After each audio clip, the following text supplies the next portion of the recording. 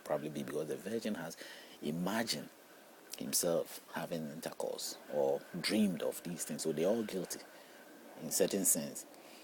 So because a woman does not owe it to anybody to sleep with one person. It's something that she will end up sleeping with other people and all that.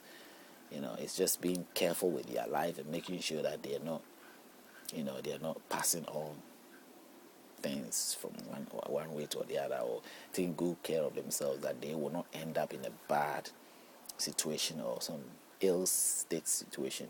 It's something to do with you being careful with your life. That's all there is to it, but not the engagement that they might be in being the problem. But that's me also. I know what others might think, those who are religiously strong, religious people who feel strong about these things. So basically, because of these things that I see in my experiences, I am very seeing myself that if I want to approach God, this is how I have to approach God in order to settle my faith issue, my grounds of experience that I go through, where I stand, whether I possess any unique thing or any talent, all those things. It's all about being able to know, and my life should reflect such. Now, as I said, my life may reflect well, and it may not be God. That is fine, but as long as it reflects well, you are bound to have some grounds to know that you are surviving. But I'll be more appreciative and embracive with the knowledge of knowing God, having the chance to present God, if after I have been able to prove what I know of Him. Because if I know Him, whatever I know of Him, if I'm not able to prove Him, it's all useless, it's baseless, it has no meaning, it has no weight, it has no value. You understand? It's just like the thin air. To know God and not being able to prove God, it's just like the thin air. There's no value in it. So it becomes valueless. It's even better that even if you don't know God, that is even better. So it's something that you can't just share. You cannot. That is my reason of why I'm careful not to sort of let it be like, I'm preaching God. I'm telling you about God. I want you to convert. You don't need. There's no conversion in this. It's rather the basic things of life for you to have a simple life, a humanist life, not a spiritualist life. So that let the spirit be spirit, and let the man be man. That is what I think.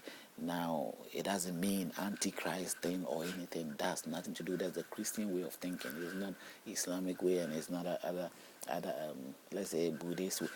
That's the Christian way of thinking. If you follow the Christian way of thinking, you condemn the Buddhist.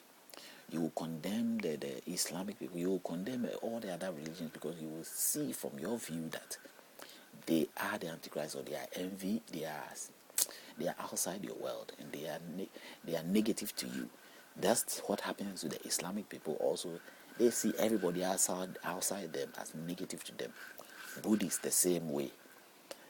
And from where they all stand, there is an issue to discuss there. You can tell, because that's not right, is it, for them all to feel the way they feel. But what they have been told, in tune, what they have been trained to accept, makes them that it's not necessarily their fault entirely, but in some ways their fault for them to, as they give in, they should be able to, but circumstances make people fall into anything. I mean, if I was born in America, was born in the Arabian Peninsula somewhere by some foster parents or by any other, probability, the chances that I will become a Muslim is very high, that I would have ended up being Muslim.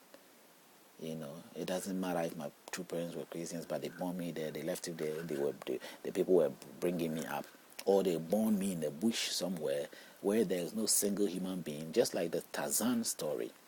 I probably will be uttering words like the way the animals that are around me speak. Just like the Tarzan story, if anybody knows that story. And I will not be able to utter a single language because I wouldn't be able to learn any language.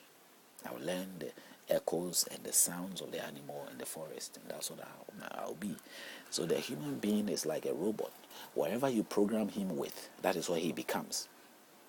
If you program a human being to become whatever, that is what he becomes. And the programming does not necessarily have to be intentional, but most of the time become intentional through the parents. And if he's in a society, he also become programmed through the society he's in. Wherever he is, he get programmed with the surroundings, making him become what he has to become, so that he can be a part of that environment, that he lives. So we are of that nature, if I'm right. So whatever form that they created us, I'm sure understands this. That is why I get worried when I'm going through those spiritual experiences, or I'm being judged by a book, or by anybody telling me God is saying this and all that. Then I get a bit worried that God, what sort of God are you talking about?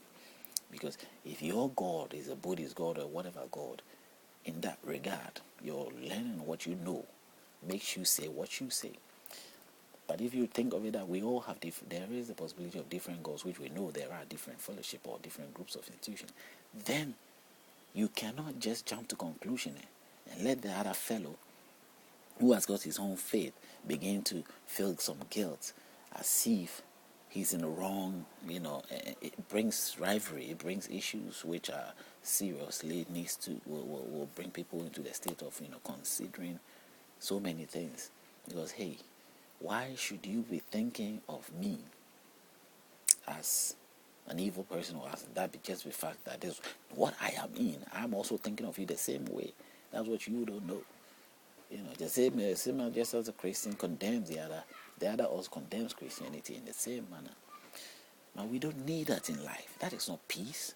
No matter how these books individually talks about peace, their character and the chosen approach of things does not show or reflect peace. Because in the first instance, they are not standing there for peace, and they cannot represent peace. They are rivalries. What do you call it? They are rivalries in so many sense. They are not necessarily joined people because they all have a different way of doing things, and that isn't what people want or what anybody wants. So when I have experience, let's say my experience that I have gone through, is personally on a more Christian back, sort of experience.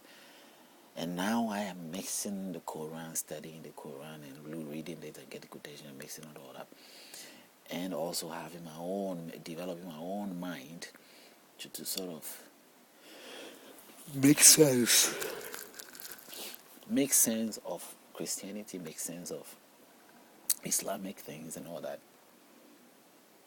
I'm in my own small way building a very sound, peaceful mind, or a very sound state of, sense of, peace within myself.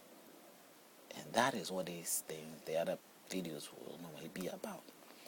Because right now, with all the personal experiences I'm having, it has opened me to a lot.